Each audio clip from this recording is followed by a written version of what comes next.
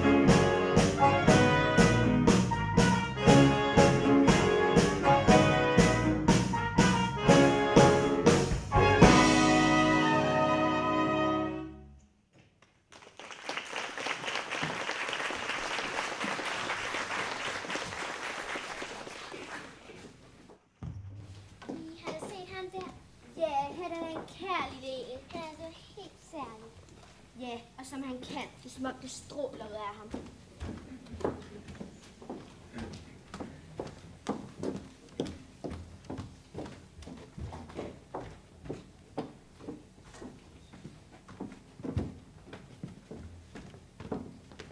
Steveland Hardaway Morris. Få mosen herind med det samme. Slut med musikken for i dag. Du skal lave lektier og et bad. Din nye far kommer snart hjem. Skynd dig, du har flere aftaler, du skal nå i dag.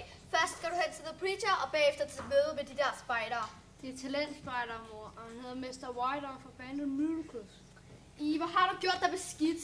Hov forresten, du skal lige have din medicin. Mor, lad mig nu slippe, det sviger. Men tænk nu, hvis det virker. Men det gør det ikke, mor. Det smager dårligt. Det ved jeg godt, men tænk, hvis du kunne komme til at se. Men det kan jeg ikke, mor, og det gør altså ikke noget. Du skal ikke være ked af det, Stevie. Men jeg er ikke ked af det, mor. Jeg har det godt, som jeg er. Oh Lord, we need a miracle.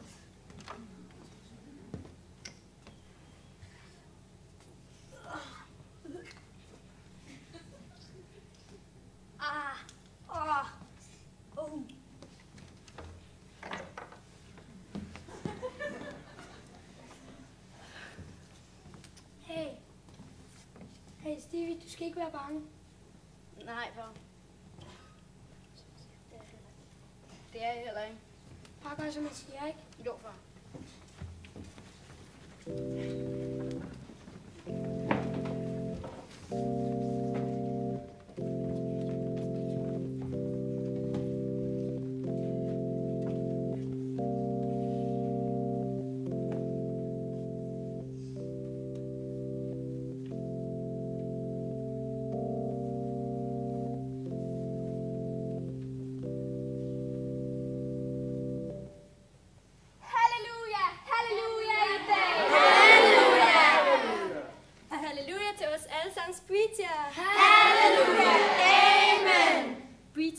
I dag for at give os et mirakel. Et mirakel! For at give os flere mirakler. It's a miracle! Halleluja! Amen! Tak, mine kære venner. Tak, fordi I er kommet her i dag, fyldt af hjertet af kærlighed og i lommerne af velgørenhed. I er kommet for at blive sat fri. Om lidt vil jeg vise jer, hvordan. Men først går søster Charity en tur med kurven, så I ikke tynges for tunge materielle byrder.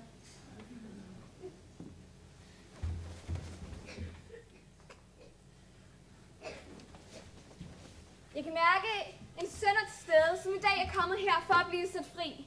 Du der, kom. Ja, jeg er på vej. Hvad er det, der tynger dig?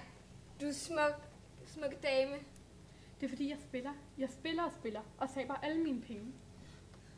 Satan, far ud af denne kvinde, for en for at spille. Jeg er fri. Jeg kan mærke en anden sønder her i rummet. Nå ja, det er mig.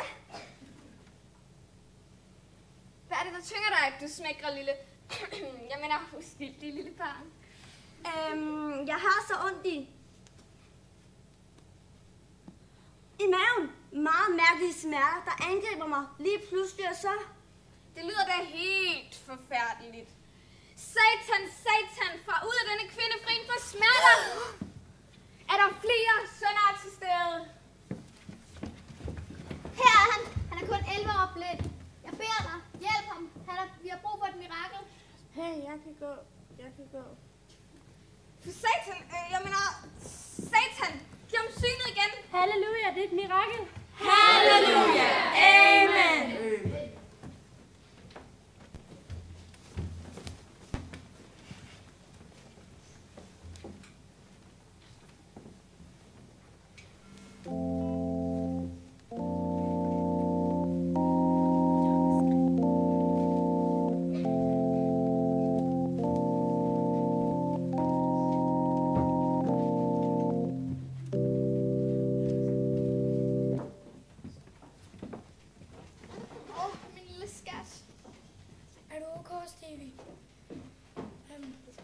Det skal nok gå alt sammen, så længe vi bare har hinanden.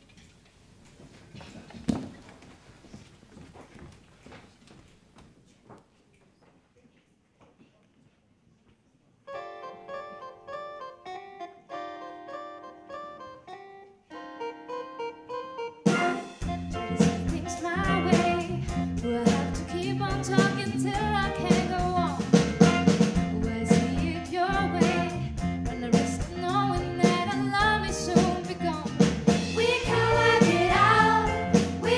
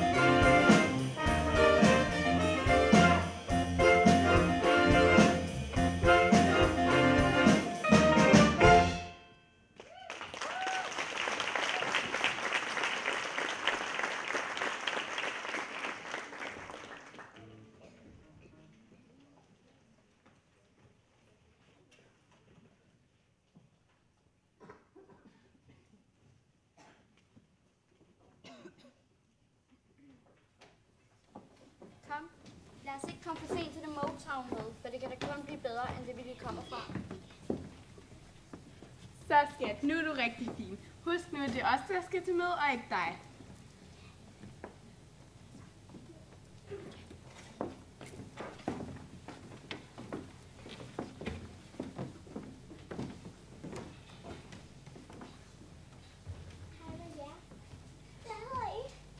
Hvad er der egentlig galt med ham? Undskyld mig, hvad hedder I? Jeg hedder Flora Spiller. Og jeg hedder Mary Wilson. Og jeg hedder Diana Ross. Men jeg overvejer at ændre navn til Diana. Lula May Hardaway. Og det her er min lille søn Stevie. Og som I nok kan se, er han blind. Og jeg ved slet ikke, om det her er nogen god idé. Skal I også til audition? Har I været her før? Kan I spille eller synge? Så Stevie. Lad nu pigerne få en chance for at svare. Vi skal synge, og vi er for at indspille. For Gud ved hvilken gang. De har bare ikke besluttet, om de vil satse på os, eller de der 5 brødre endnu. Hvad hedder I? Det er vigtigt med et godt navn. Vi har ikke besluttet det endnu.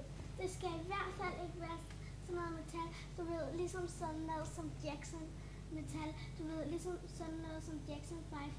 Det holder ikke i længden. Men vi er ret enige om, at Supremes lyder meget godt.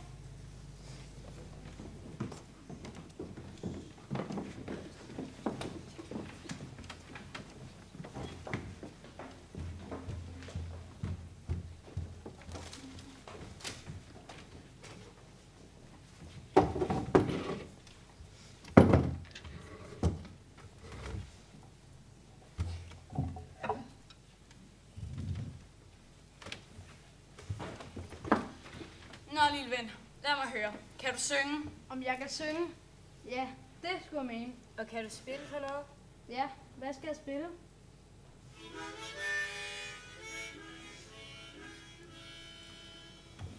Du er simpelthen et geni. Et geni? Hvad betyder det? Det skal du ikke tænke på. Her, du kan øve dig, mens vi taler med din mor. Vi kunne nemlig godt tænke os, at I alle blev en del af familien her på Motown.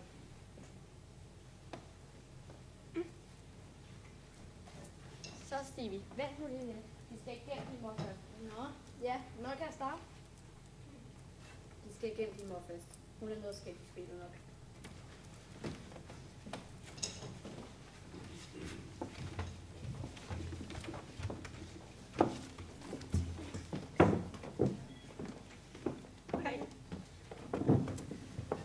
Lula May, nu skal du høre. Vi tror, der er en chance for, at Stevie kan blive en succesfuld musiker. Han er en meget talentfuld ung mand. Han er entusiastisk, og han er villig til at lære. Vi tror, at vi kan arbejde med ham og udvikle ham til at blive noget særligt. Men det kommer til at tage tid og koste en masse penge og et masse hårdt arbejde. Men så længe vi gør det sammen, som en familie. Vi vil behandle Stevie som var vores arbejde. Vi er som en familie her på stedet. Vi passer alle sammen på hinanden her, og du bliver også en del af familien. Hvad med penge? Ja, penge. Når vi tjener nogen, vil Stevie også gøre det. Her, nu skal jeg forklare dig det hele igen. Tak, jeg forstod det udmærket første gang. Jeg ved, hvordan det fungerer, når Stevie laver en plade. Hvordan tager jeg så af pengene, for jeg kan jo ikke give dem til ham. Han er jo bare en lille dreng.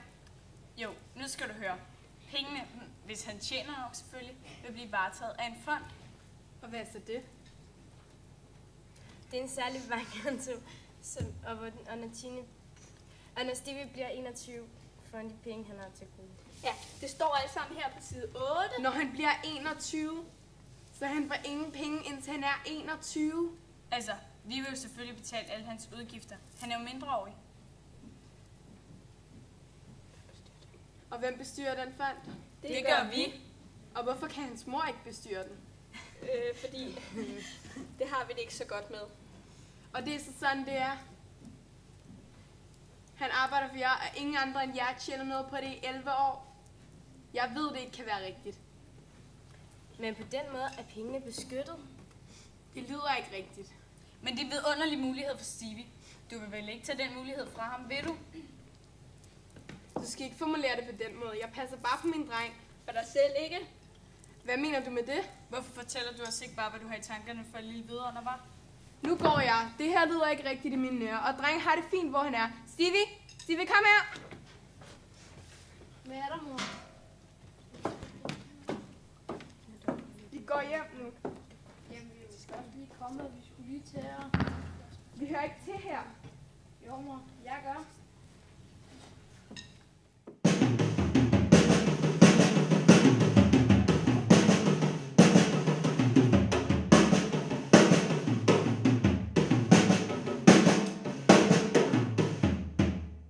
Alright, hvad skal jeg fylde op med dig? Jeg har det som om, de kommer og tager dig fra mig. Er det virkelig det her, du ønsker? Ja, mere end noget andet. Okay, hvis de kan give os et mundtligt forskud. Tak.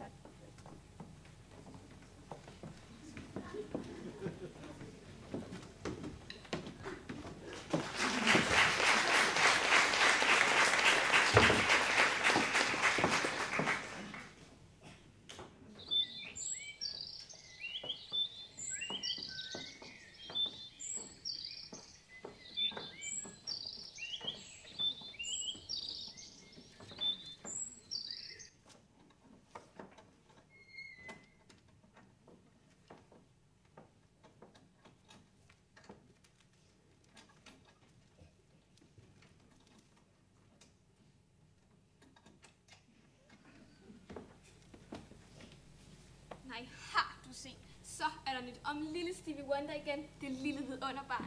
Ja, den stakkel, og så oven i købet blind. Hvor er det synd. Jeg har hørt, at han har haft en frygtelig start på livet. Hans biologiske far var meget brutal og slog hans mor, når han blev vred. Jamen, det er jo skrækkeligt. Og med 6 børn. Ja, og de var så fattige og sorte, at de altid var sultne. Det er jo helt utroligt, det du siger. Jeg har hørt, at hans mor blev født af en teenagermor, som sendte hende rundt til forskellige familiemedlemmer, så hun fik vist ikke for meget kærlighed. Nej, og heller ikke fra sin mand, Cecil Calvin, det hed Stevies drengefar, have at Lula May skulle arbejde ved gaden, men det ville hun ikke. Jamen, hvad skete der så? Han troede hende på livet, så tog hun ikke andet. Jamen, hvad skete der så? Så kom der en slags ridder på den hvide hest, kan man sige, og ville gifte sig med hende. Jamen, hvad skete der så? Hun sagde nej tak. Hun gik hjem og stak Calvin med en kniv. Men han overlevede desværre. Og så var det derfor, hun tog job på fiskefabrikken og hemmeligt sparede penge sammen med en madras, så hun kunne forlade ham og starte et nyt liv. Ja, og nu har lille Stevie snart tjent sin første million og hedder Morris til efternavn. Pyha, jamen så er alt jo godt.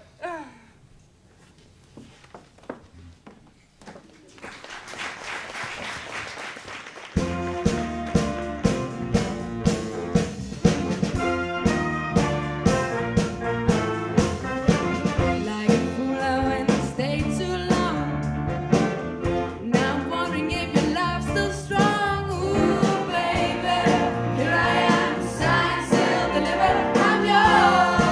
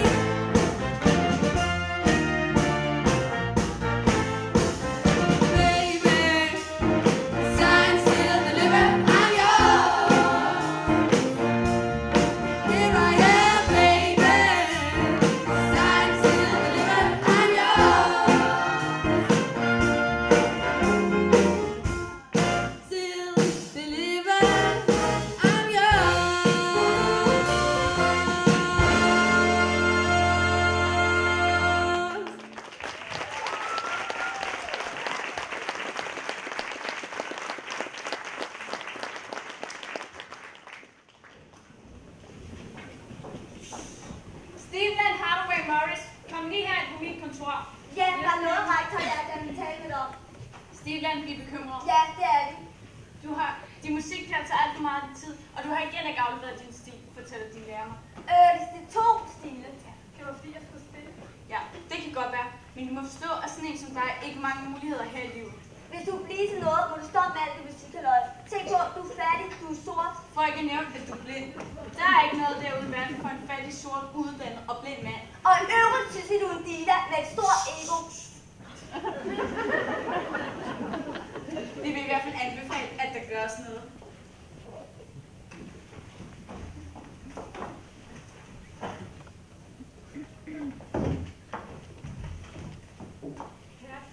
Det er mig, lille Stevie.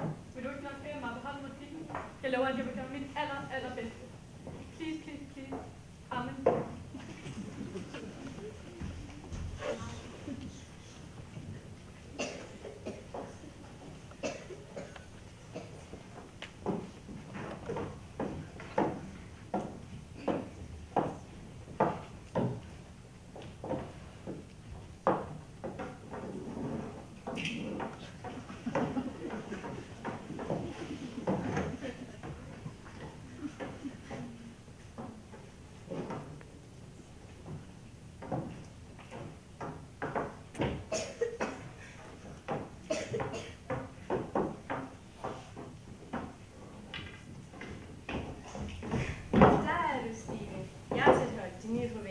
Din mor har hyret mig til at tage med dig på tur, så du ikke falder bagud i skolen igen. Ej, mand. Nu lyder det bare kedeligt. Hvorfor kan jeg ikke bare spille musik, lege og spille slik? Jo, det kunne du måske også, men så vil et stykke tid, men så vil det blive kedeligt. Det er sjovt, når man lærer noget. Det er der ingen, der fortæller mig før. Jo, det er der nu nok, men lyttede du, Stine? Lyttede du med dine øjne, dine ører og din krop? Nej, det gør jeg nok ikke rigtigt. Når du ikke kan se, hvad må du så? Føle?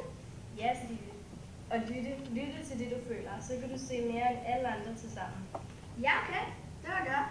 Nå, kan du se, hvor vi skal være? Jeg er næsten lige så blind som dig, men jeg tror lige herovre. Wow, er det rigtigt? Cool, du også blind.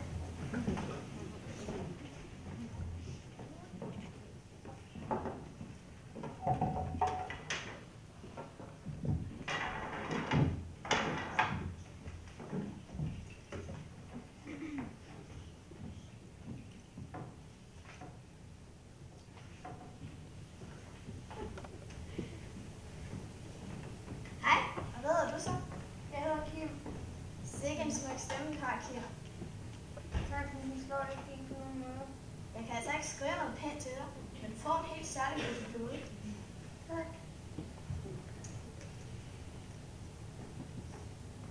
Hej. Værsgo. Hej. Værsgo. Tak.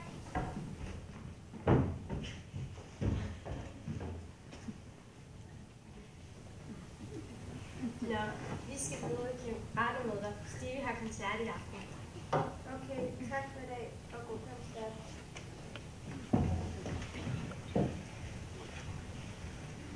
Sikke en smuk stemme. Ja, det var det. Var hun lige så køn, som hendes stemme lød? Tror du, hun kan lide at holde din hånd? Stevie, min ven, jeg tror, hvis det var et rigtig godt ikke i mit liv. Det har du vist brug for. Og jeg tror ikke, Kim var så begejstret for at holde en anden dreng i byen foran alle de andre piger. Kim var en dreng. Ja.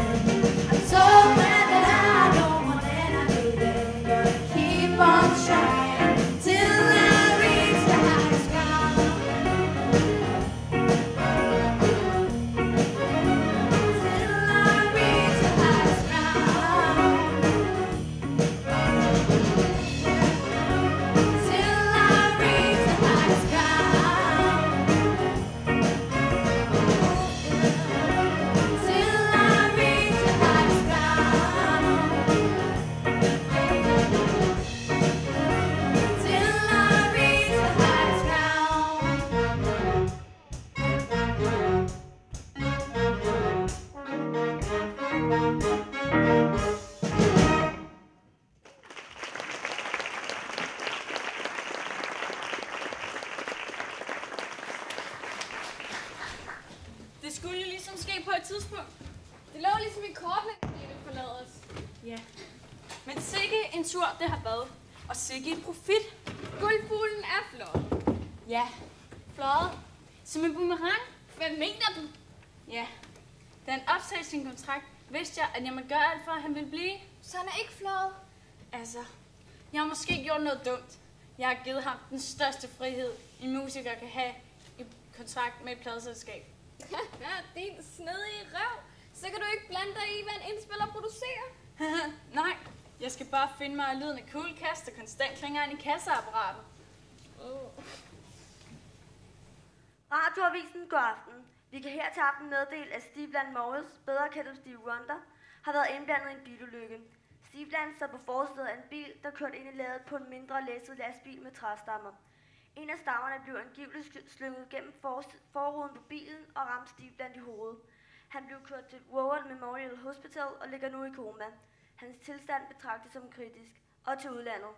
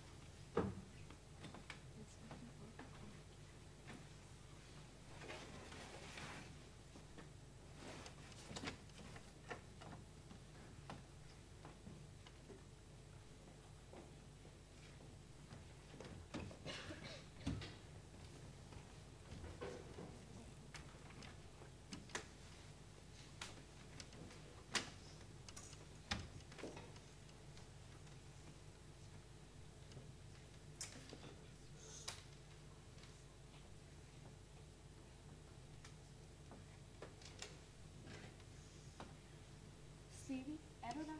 Kan du høre mig, bror? Hvis du kan høre, så skulle du vide, at vi elsker dig og beder for dig.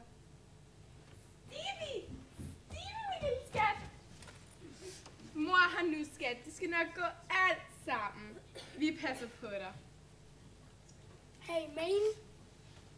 Hej, Tucker. Godt du kom. Hvordan går det med ham? Jeg ved godt, de siger til journalisterne, at der er bedring, men der er ingen kontakt overhovedet. Har jeg så stille? Lægen siger, at hans hoved skal vige. Jamen, det er Stevie. Han suger altid fuld af musik. Han har brug for musik. Men er det nu også en god idé?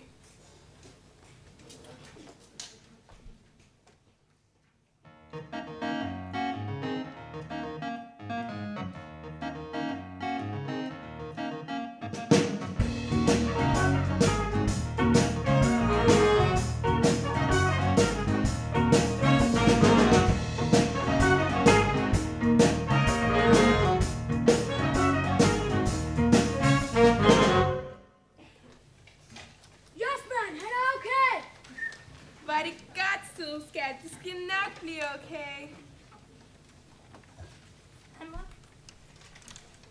Hvad er sygeplejersken her på stedet kørende? Han er vist allerede helt okay.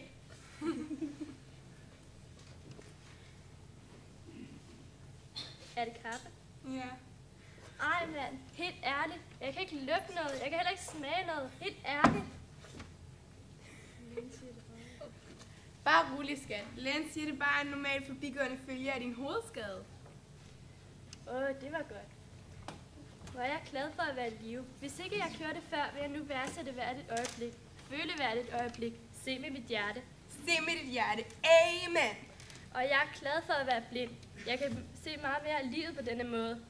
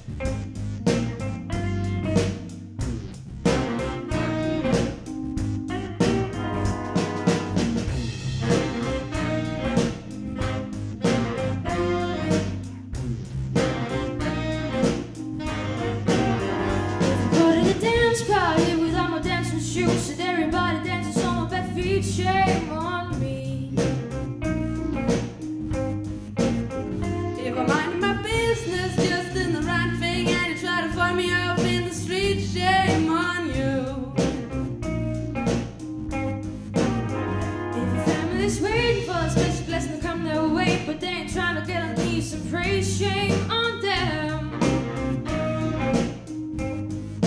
And if we're living out of my perceiving, you can also part of vote. Yeah, we could all agree that peace is the way. Shame on us. Shame on me. Shame on you. Shame on them. Shame on us. Shame on me. Shame on you. Shame on them. Shame on us. So what the fuss? Gotta get up early in the morning for a job interview, and I forget to set a stupid alarm. Shame on me. If my children are playing outside like your children do, and you can run and try to bring them some harm, shame on you. Should I be driving through Clinton for a restaurant and give me some food? And someone says, hey boy, we don't serve your kind. Shame on them. And if you live in a democracy and you can use your power to vote on someone who likes to take the hands of time, shame on us. Shame on me. Shame on you. Shame on them. Shame on us. Shame on me. Shame on you. Shame on them. Shame on us. So what the fuss?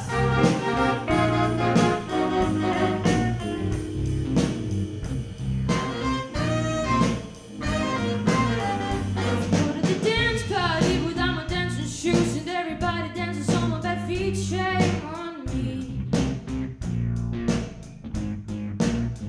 If I'm minding my business, just in the right thing, and you try to throw me off in the street, shame on you. And if your family's waiting for this blessed blessing to come their way, but they ain't trying to get on knees and praise, shame on them. And if we live in a town where every nation found around the world, yeah, we could all agree that peace is the way. Shame on us.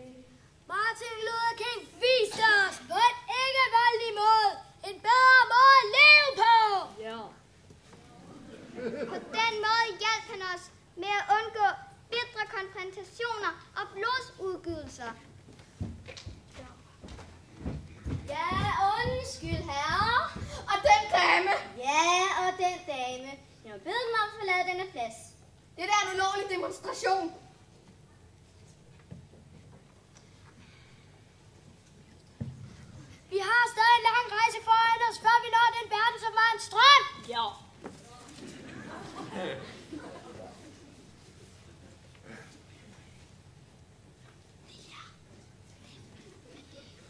Med lige rettigheder. Og med ligeværd. Og lige løn. Undskyld, men I bliver nødt til at forlade stedet. Gå hen og drøm videre et andet sted. En drøm om at leve i fred med hinanden.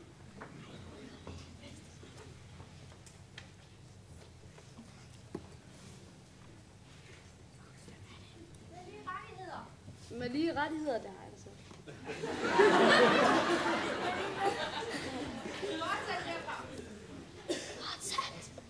Og med ligeværd.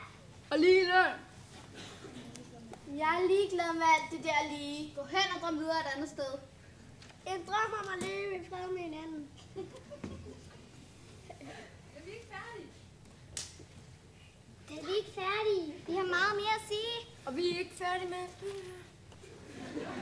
I taler om retten til at bære våben. Og hvad med retten til at leve? Dr. King. Dr. King har efterladt en ufærdig symfoni, som vi må gøre færdig. Ja. Der bliver ingen fremtid, hvis ikke vi lærer at leve fredeligt med hinanden. Ja. Kom, lad os synge igen. Og vi vil gøre, hvad vi kan, for at bringe folk tættere sammen. Jo. Det lyder godt, for der er ikke meget plads i fængslet. Nej. Nej.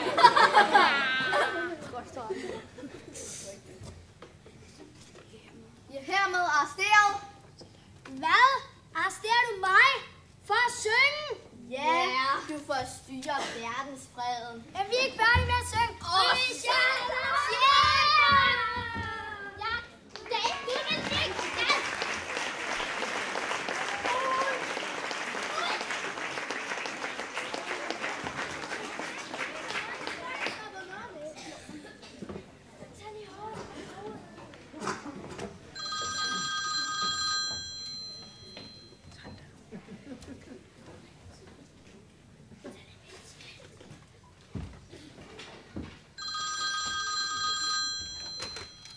Ja, det er Stevie. Ja, det er Prince.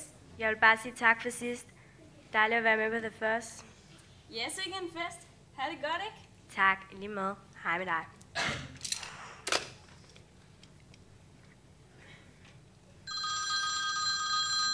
Ja, hej, det er fra Sydafrika. Kan du gætte, hvem det er? Ja, det er Demra. Hvad så, Nielsen, gamle ven?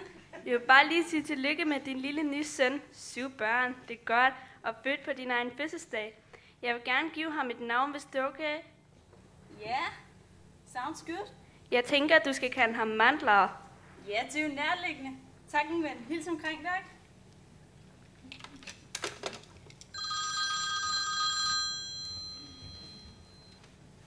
Ja, det er Stevie. Hello. Hallo. Hi. Hej, hvem er det? It's the president of US of A. Ja, det er det jo også. Tillykke. Thanks. Du var den første sorte musiker, der vandt en Grammy, og nu er jeg den første sorte president. Er det ikke great? Yeah, fantastic. Jeg vil bede dig synge ved min indsættelse. Vil du det? Barack Obama, the first black president. Selvfølgelig vil jeg det.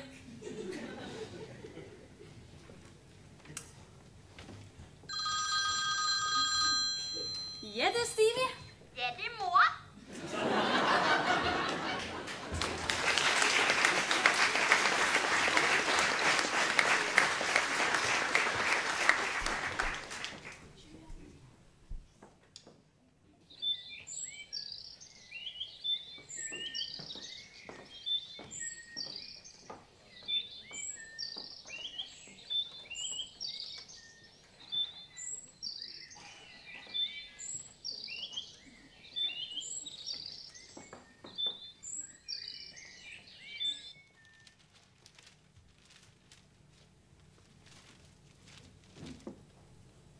Nej. Har du hørt, at Stevie Wonder har været gift hele 2 gange? Er det sandt? Hvor er det bare typisk?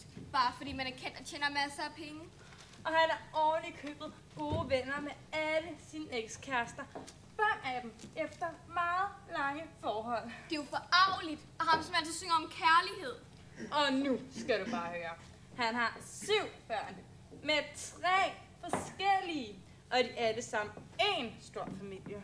Nej, hvor er det bare for meget. Det kan man da kalde at sprede kærlighed. Men sådan er det jo med alle de kendte. De tror, de kan opføre sig lige, som de vil. Ja, det er sandt. Hvordan går det for øvrigt med din første eksmand og hans kone? Tak, det går strålende. De har fundet en smart måde at dele det store hus på, nu hvor hans nye kæreste har fået tvillinger. Hvor er det bare godt, når der er plads til kærlighed.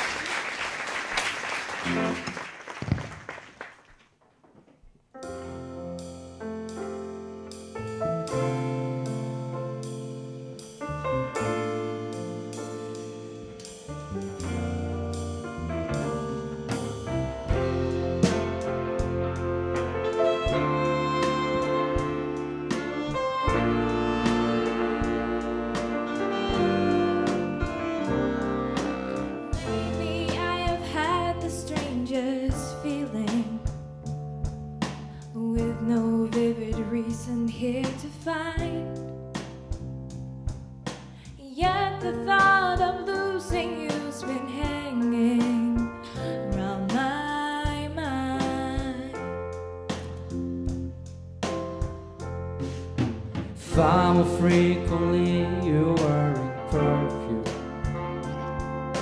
With you say a special place to go. But when I ask, will you be coming back soon? You don't know, never know. 'Cause I'm a man of many wishes. I owe my premonition. This is what I really feel. My eyes won't let me hide, 'cause they always start to cry.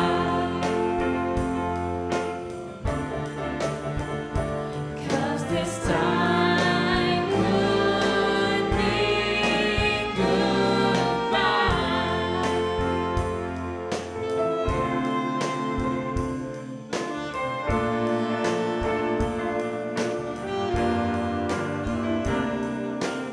Lately I've been staring in the mirror,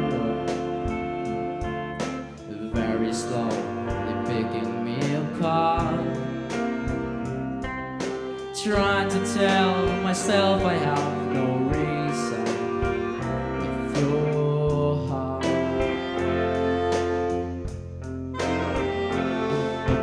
just the other night while you were sleeping. I think we heard you whisper someone's name. But when I ask you of the thoughts you're keeping, you just say nothing's changed. Well, I'm a man of many wishes. Hold my premonition. This is the way I really feel. My eyes won't let me hide, 'cause they always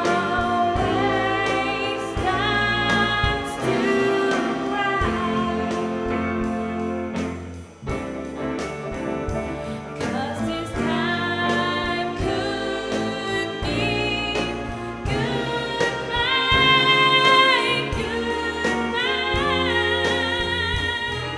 Well, I'm a man of many wishes. I owe my premonition, misses, but what I really feel, my eyes won't let me hide, 'cause they always start to cry. 'Cause this time could mean goodbye.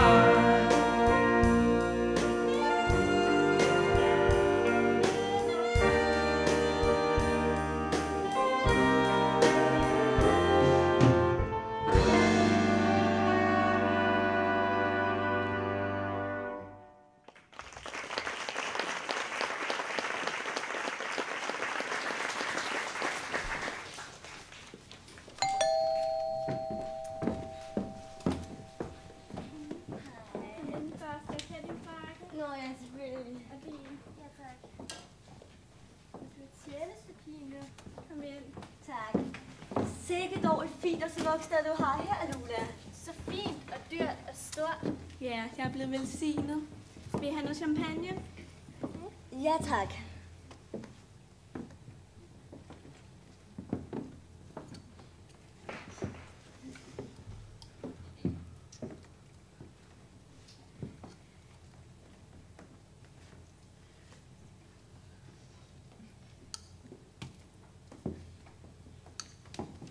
Er der måske en chance for, at Stevie... Måske kigger forbi? Undskyld mig et øjeblik. Hej, kære søde Lula. Hvor svært du gør det. Og oh my god. Hvor fantastisk. Det må være et helt eventyrligt liv. Ja, med sådan et hus. Og med sådan et søn. Må vi er så heldige, at han kommer forbi i dag. Undskyld mig et øjeblik. Hej, søde skat. Hej, skattebasse. Ej, skat, jeg er bare så glad for at se dig. Vil I have noget champagne?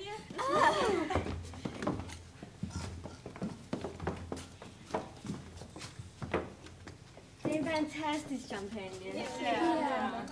Var I i kirke i søndags? Ja! Så i præstens kones pels. Det var så god. Præsten er også bare så grim. Ja, men han har så mange penge. Det var også derfor, du er gift med ham, ikke? Jamen, det forstår jeg godt. Hendes Ferrari er fantastisk. Ja. Men det var også præsten, der har købt den til. Hvad skal I i påsken? Min mand har inviteret mig til Italien. Vi skal på tur til Rom. Jeg skal til Miami. Min mand har inviteret mig til Paris. Min søn skal på musikskole. Min søn er kirurg. Min søn er lige blevet advokat. Min søn er lige startet på universitetet. Nå, Lula. Hvad med din søn? Ja. Det går fint. Tak. Ja.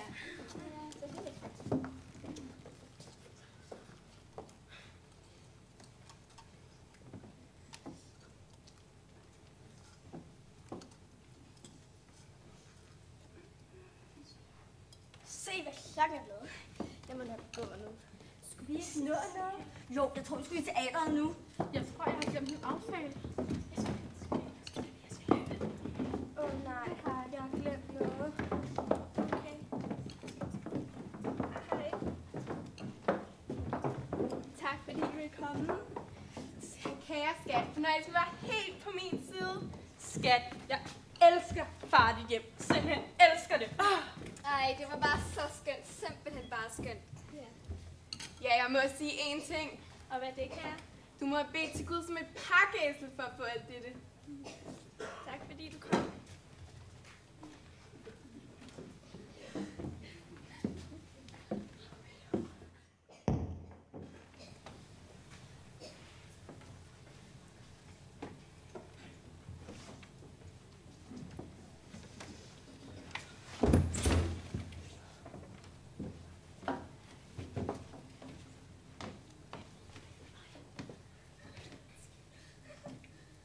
Hej mor, det trak ud i studiet. Undskyld, jeg kommer for sent. Bibi, jeg er herovre. Mor. Undskyld.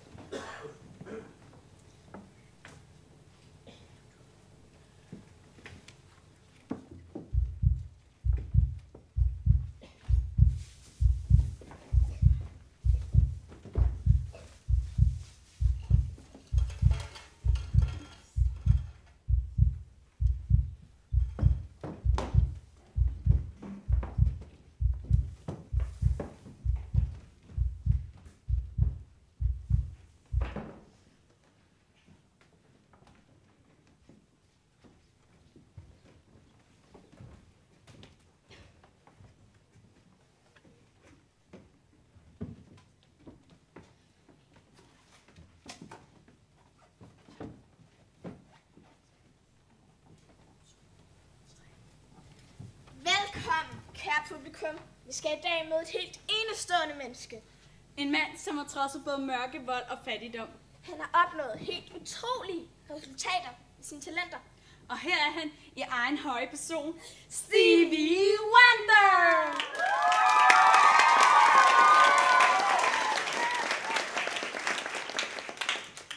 Hej, ja. Kom og sæt dig her hos os. vundet ikke mindre end 26 Grammy'er. Og flere af de sjældne Lifetime Achievement-priser. Du er at finde i Hall of Fame for sangskriver og i Hall of Fame for rock'n'roll også. Og du har vundet flere Oscars. Og du er den tredje mest succesfulde mandlige musiker i Billboard Top 100-historien. Og FN har udnævnt dig til Messenger of Peace. Vi vil slet ikke nævne alt det musik, du har produceret. Bare sige, at dine musikerkollegaer har takket dig for de år, hvor du ikke har lavet udgivet noget, sådan så de havde en chance. Med andre ord, du er simpelthen bare for meget af det gode. Tak. Jeg har bare noget på hjertet. Jeg har gjort mit bedste for at være kærlighedens advokat igennem min musik og igennem mit liv. Du må nu engang arbejde med det, der skal arbejdes med. Jeg ønsker at tage al den smerte, jeg føler og vende den rundt og fejre livet. Lad os spille fællesskab, før vi ødelægger verden. Nogle gange føler jeg mig virkelig velsignet, fordi jeg er blind. Jeg ville helt sikkert ikke kunne klare sekund, hvis jeg kunne se. Nogle gange ønsker jeg at kunne køre bil, men i dag sker det, og derfor behøver jeg ikke bekymre mig om det. Det var min mor, som i virkeligheden opdrog og forsørgede familien. Som du ved, har jeg 7 børn, så jeg ved noget om livet. Når du opdager, at intet i virkeligheden tilhører dig, begynder du at værdsætte forståelsen af taknemmelighed.